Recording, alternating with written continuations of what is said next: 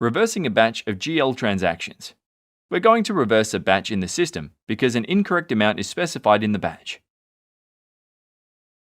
To complete this process, we'll first find the batch to reverse, then process the reverse, and finally, review the posted transaction.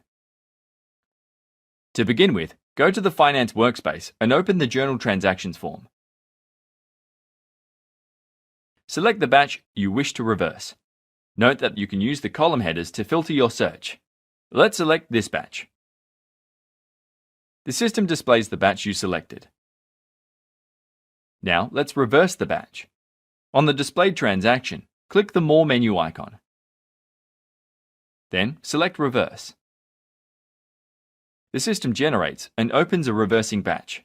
In the summary area, you can see the original batch number of the transaction.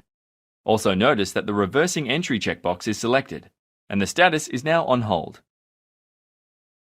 Now click the Remove Hold button. Then click the Release button to release the batch. A pop-up message appears confirming that the release has been completed. Let's now review the posted transaction. For this, open the Finance workspace and click the Account Summary Inquiry form. Then click the account link of the batch we reversed. On the Account Details form that opens, review the list of entries posted to this account. Here you can see the original batch and the reversed batch.